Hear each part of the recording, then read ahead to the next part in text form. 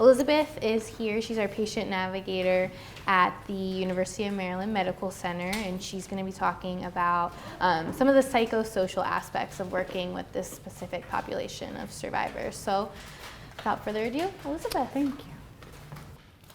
So I joined the Ullman Fund in 2004. I have a master's degree in social work, and before I practiced in cancer, I worked in maternal and child health. And so I did mostly young mothers who weren't necessarily getting prenatal care and community health. And there's been a little bit of overlap in my work with young adults because I do fertility education and fertility preservation education and helping young people preserve their fertility. I've been at the Cancer Center working with young adult patients there and all the teams that take care of them since 2008. I had cancer myself, but as a child, and that was about 32 years ago. So I am 40 now, I'm just aging out of young adulthood. And from 8.5 to 9.5, I had my cancer treatment and experience. So this is a picture of me a long time ago. I look a lot younger and skinnier, but this was I think the third Lurie Cancer Center Survivors Walk. So somebody's from Chicago. And are you guys gonna do that walk this year, or are you gonna do something different? This year we're doing a different one. Okay. But yeah, the past year So when I first did this presentation like 2 years ago, that was the one they were gonna do, but it was the 18th or however long it's been since 1996. So that's my roommate and my old boyfriend in 1996. I also went to Northwestern, and I know Northwestern is, the School of Medicine is gonna do some impact studies of the program, so that's awesome. Goals of our presentation today to prepare you guys to serve, or better prepare you to serve, and I know some of you guys actually had cancer yourselves, but to serve the young adults, survivors and runners and walkers by providing education on the context within which young adult cancer survivors function, emotional challenges that they may experience, and opportunities that they can also experience, resources to which you could guide participants, and what to do in an emergency. And by emergency, I mean something where someone's really having a lot of difficult emotions or potentially thinking about hurting themselves or someone else. I am not going to give you any first aid advice because that would not be helpful, because I'm not really sure what to do in a running emergency. So survivorship in young adults. There are a lot of different definitions of what a survivor is. For some people, they feel like it's from the day that you're diagnosed. I would guess that for a lot of people, if I go into the waiting room in the cancer center where I work, a lot of those people that are in the throes of treatment, although they are surviving day to day, they don't necessarily consider themselves survivors. It's usually after treatment that people start kind of identifying with that label. But as we go through this presentation, thinking about what does it mean for someone to call themselves a cancer survivor, how does that impact someone's sense of self, and what's the correlation between what actually happened to you during your cancer experience and your survivorship. So, do we have a volunteer to read? How about you? Surviving cancer is more complicated than simply being sick or well, having cancer, or being cancer-free. Instead, it's a continual process that is constantly changing. There may be times when the joy you feel about survival far outweighs any anxieties you may have. Then there will be times when your fears and uncertainties seem to take over your life, and you wonder if you will ever feel normal again. So I think, thank you. The key is that phrase, it's a continual process that is constantly changing. And some of those changes may happen for people during the Cancerto5K experience, and some of them may be really positive changes and ways that people are interpreting themselves and their identity and their physical strength and capabilities because of this program.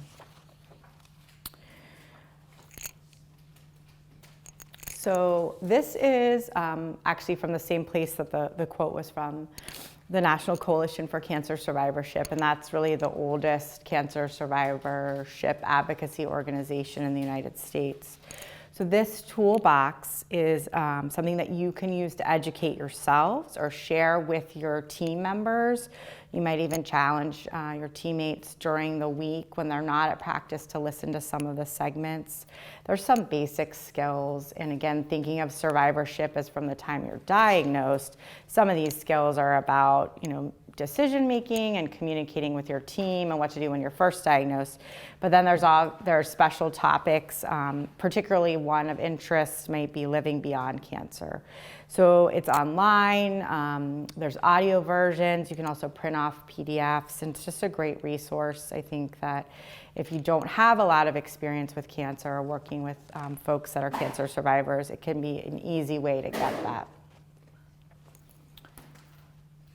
The next thing is the AYA HOPE study. You can also look this up. There's a great slide, PDF slide that's on the National Academy's website. But basically, this has now been in 2 phases. There was an initial phase, and then they've done another follow-up phase. It was a feasibility study to see how easy it would be to collect information on young adults, so people from about 15 to 39 who had had cancer. And the folks at the National Cancer Institute and a couple other organizations reached out to a number of medical institutions across the country and collected information. And if the people were under 18, they had to get parent permission. And they looked at quality of life and symptoms that people were experiencing. Folks had to be about 6 to 14 months out of their initial diagnosis for the first part of the study, and they have now done a follow-up study where people are as many as 30 months out from their diagnosis. And some of the things that would be relevant for you guys, if you want to look it up, just how the impact of cancer on people in terms of their sense of self, their sense of control over what's happening in their life, their sense of adjustment or feelings about their body and adjustment to changes in their body. They only looked at certain diagnoses, so some of that really affects the outcomes and the data, but I think it's worth a quick look for you. So when you're thinking about each of your participants, you can think about kind of where their reality is and kind of use this checklist. So how old were they when they were diagnosed? I was diagnosed, I wasn't a young adult, but I was 8.5. Well, that has a lot of ramifications in terms of my experience versus someone that would be diagnosed with cancer at 18 or 28 or 38. Physical changes from the cancer. So that can impact how someone is able to actually participate in the program. If they've had some sort of amputation or surgery that makes it more difficult for them to run or walk. Also, the time from diagnosis, last treatment, how long they've been in remission, if they've had multiple remissions. So that would also mean that they've had recurrences. And then what is their underlying personality type? And how might a significant health experience deepen that or enhance that? So in working with the patients that I see a lot of guys that have grown up in, did I just mess up the microphone? Okay. I see a lot of guys that have grown up in really challenging urban environments in Baltimore City. So how do those young men sort of think about their future in general?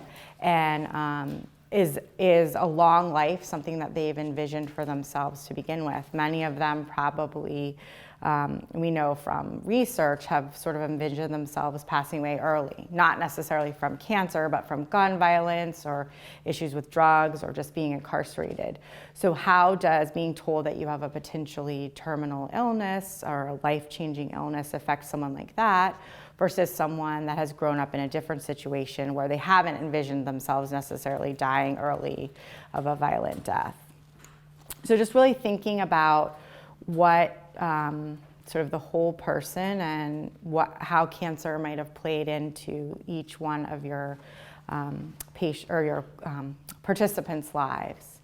And there may be people that used to be runners. There may be people that never exercised.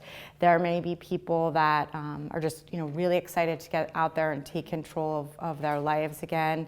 There may be folks that there was a sort of grief associated with having cancer because it stopped them from exercising for a while. And so getting back into exercising may be a wonderful thing, but it may also be something that brings up a lot of grief and emotions.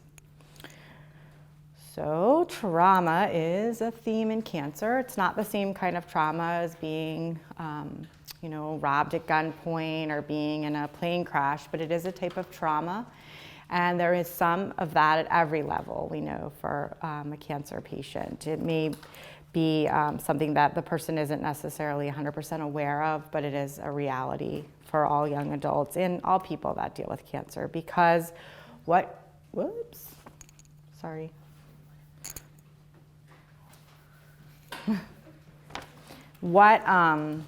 cancer does for at least some portion of the experience is rob people of a sense of control. And so that can be very traumatic. And some people have very typical reactions to trauma, and those happen immediately. And then some folks, it may be delayed, more of like a PTSD experience. And sometimes, though, the surface is just the surface. So sometimes someone is really having a crappy day at work, or they've broken up with their boyfriend, or they've had a car accident, and they come to practice and they're upset, and it really is mostly because they had a bad day at work or they got rear-ended. And so we just have to be careful not to interpret everything as related to their cancer experience. This is a great article that you can easily Google. It was in The Atlantic, The Plight of the Young Adult Cancer Survivor. I'm not such a huge fan of the title because I think it sort of takes a negative approach, but the article itself actually does a good job of kind of outlining some of the positive and negative things that can happen to young people when they're diagnosed with cancer. So I encourage you guys all to Google it and read it. And then another common theme that you'll see again is identity. So young adulthood is a time of identity development. Many young people have started to solidify their identities. And sometimes people have multiple identities, not in terms of multiple personalities, but in a good way, so that they may be a teacher who's really invested in their students. They may also be a great swimmer. They may also be a loving daughter. And so adding another part of their identity would be cancer survivor. Not to say that somebody that feels really strongly about one sort of aspect of their personality is a bad thing, but having multiple identities is actually a protective factor. So cancer, I actually edited this today when I was looking over it. It's not one or the other, but cancer can be a shift or a steamroller. So it's time for people to reprioritize. So I do see for many of my patients, they say, you know what, I didn't necessarily do the best job of taking care of myself before. Maybe I went out too much, maybe I didn't exercise enough, maybe I didn't eat enough good stuff, and now I'm going to sort of take a shift and adopt better habits and start to integrate that into my identity, that I'm someone that's survived cancer and someone that takes care of myself. For some people, it really can feel like a steamroller. I mean, they had their life's path laid out. They were going to college, maybe they were in grad school, and so this is a very difficult shift for them. Remembering too that in young adulthood, many people think about getting into a more formal relationship, getting married, potentially having kids. And cancer can cause some shifts in that vision of your future identity. And that can be hard for folks. And when we're in a situation where people are being active and taking care of their bodies, they can also be thinking a lot about what has changed in their body. And while they're learning new capacities, so that, wow, I can run a lot farther than I ever thought I could, or I can, do more sit-ups than I ever thought I could, they're also focusing on things that their bodies may not be able to ever do, particularly in terms of having kids in the future.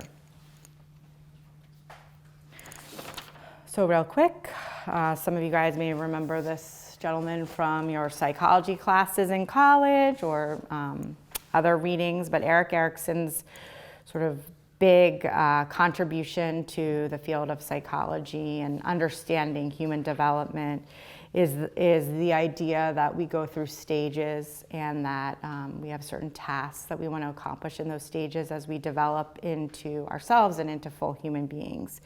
And so when you have things, accomplishments, goals in life that are set off track, that can change your sense of yourself. And it doesn't mean that you don't have the opportunity. I mean, one of the great things about Erikson and his theories was that there are opportunities later on to accomplish those tasks and to achieve, being more of a independent person. So for example, a young adult that was off in college and has to move back home, there's that loss of independence, but it is not something that can't be gained after they are well again. So, and the idea that people's personalities are really shaped by the society that they live in, the expectations, prejudices, and so just food for thought there. In terms of identity, Marissa Marchetto, she's a cartoonist for the New Yorker, and this was her book that she wrote about having breast cancer. And so this is one approach and one sort of vision of an identity and a sense of self, visual representation of her personality, kind of taking back her life from cancer, fighting cancer. And I think you guys will definitely have participants that have that take on this, very assertive, out there taking down cancer, but also very feminine and really kind of embracing herself as a woman living, in the city. And so it's a great book, and you can also check out her website. And she also has a foundation that's mostly connected, I think, to Sloan Kettering and for women who are dealing with breast cancer and helping women who don't have a lot of their own financial resources get the treatment and help that they need. So another common theme is that we can grow from our experiences. It's an opportunity for making positive changes. So this idea of post-traumatic growth, and that having cancer is a time for evaluation of relationships, professional goals, and habits. And that's really part of how Cancer5K can integrate into what these young adults are going through. And it can be a time for them to challenge themselves in a way that they have control over. So when your doctor's telling you that you have to take this certain kind of chemotherapy, there is a lot of challenge that's going to happen to your body, but it's not something that you're necessarily choosing to do. This is something, being part of this program and exercising and completing a goal race is a challenge that you're taking on and you're taking control of what's happening to you. So the idea that suffering can be a source of positive personal change, and not to necessarily confuse it with resilience. Resilience is an awesome thing, but that's sort of staying in the same, that's a capacity that you already possess. But this idea that people are going to grow from their cancer experience, and that positive personal change is going to come out of it, and Cancer5K is a vehicle for that. So these are things that you should look for, and then you want to encourage them and foster them in the young people that you're working with. This is another great resource. Ken Miller is, that's a terrible resolution, but Ken Miller is at Sinai, and he was at Yale and also at Dana-Farber. So he's a medical oncologist, and he's written several different books. And this one, he's sort of a specialist in survivorship. So I encourage you guys to try to either check it out online or maybe within your teams get a copy of the book. His wife also had leukemia when she was 41. So he was a resident in oncology, and then his wife was just over the line from being a young adult, and they had young kids. Later on, she's had breast cancer, but she's done very well. But I think he has sort of a professional and personal perspective on what cancer survivorship is.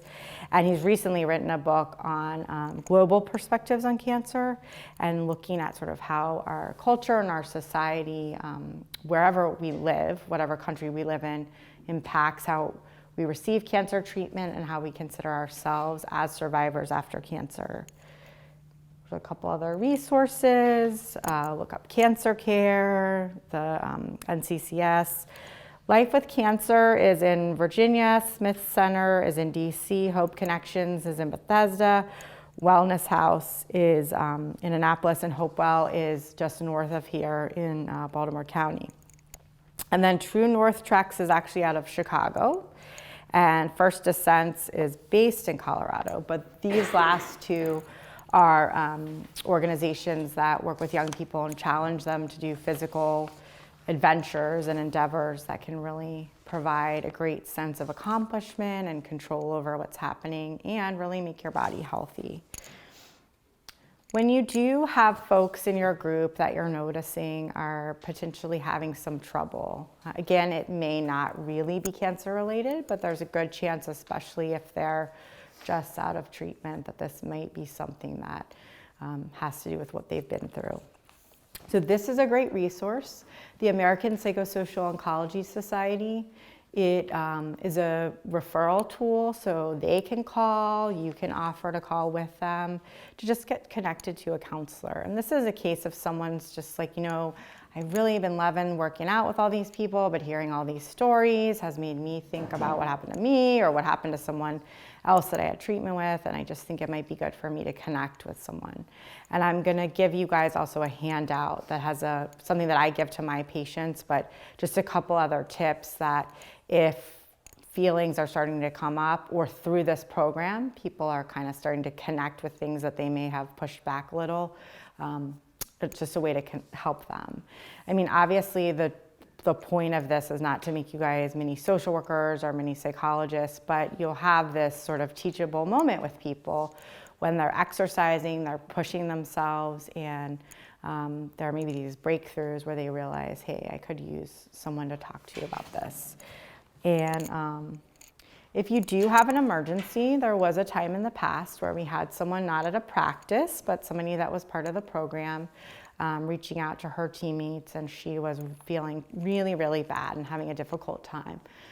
So you obviously want to document this, and there's probably a process with Nicole in terms of reporting it, but there's ways to give folks this phone number, and there are ways to just kind of let them know that you've been really talking about hurting yourself, and this is something that I have to report back to Nicole, and this is a resource for you. And I know you guys can go through that more. So here are just some cool quotes from Cher, who we probably wouldn't necessarily think of as running. Maybe she works out, but I don't think of her as a runner. But nothing lifts me out of a bad mood better than a hard workout on my treadmill. It never fails. To us, exercise is nothing short of a miracle. So, I mean, the idea that there's going to be people in your programs that never thought of themselves as runners, and hey, Cher even works out on a treadmill. And then exercise is really important to me. It's therapeutic. So if I'm ever feeling tense or stressed, or like I'm about to have a meltdown, I'll put on my iPod and head to the gym or out on a bike ride along Lake Michigan with the girls. So she hasn't been able to do that for a while, but hopefully she'll get back into it. And then one last thing, this is a really interesting program, and the psychologist that created it, it's actually an exercise psychologist and physiologist from the University of Toronto, and Dr. Sabiston has a whole website and some of her research that you can look up. It's all about sort of exercise in the context of peer relationships. So this is a program where she had breast cancer survivors using an application on the computer where it was sort of like a dating service, in the sense that you would plug in the things that are important to you about finding an exercise partner, and they would pair them together. And they studied the impact of having somebody to work out with on survivorship, and particularly with women who had breast cancer. So the social context of exercise behavior. And it's worth Googling her name too to kind of get some ideas about how exercising as part of a group, particularly when you're doing it after such a profound experience like having cancer, impacts people. So does anybody have any questions? I know in the past the big thing was like, what if we notice something's happening to somebody and they just seem really sad or down? How do we help them? When I did this 2 years ago, that was a question that came up a lot. And I know some of you guys have been coaches for a while. You've been for a while? From that time. And you've been for a while.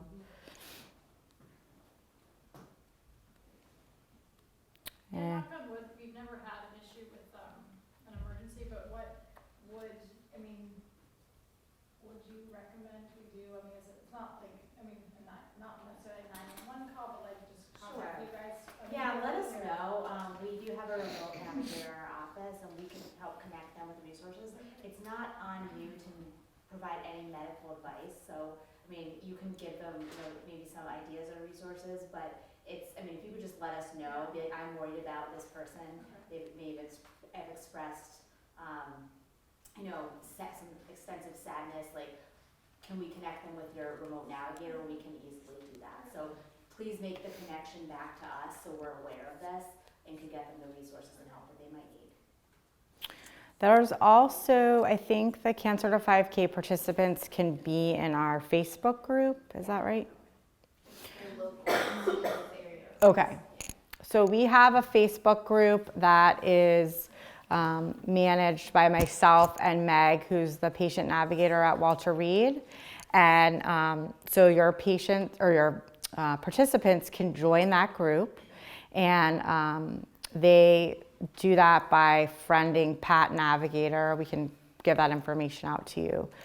So we've had a situation where somebody that they didn't express it to the group, but we saw that they were posting some things on Facebook that suggested that they were really having a difficult time. And then I was the person monitoring the Facebook group that week, so I notified Meg, and then she was able to reach out to that person's counselors at Walter Reed. And so it's something that we see, there's, especially with social media, people can put things up that and you may become friends with them just outside of this whole thing, and you may see posts, and so people put stuff up there, and you just have to be really careful about it, and just reach out to any one of us if you're worried or concerned.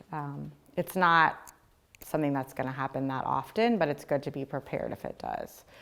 And I think sometimes people might put things on Facebook that they wouldn't necessarily say in the middle of practice, but so it's good if you are connecting with them that way to monitor. Thank you guys.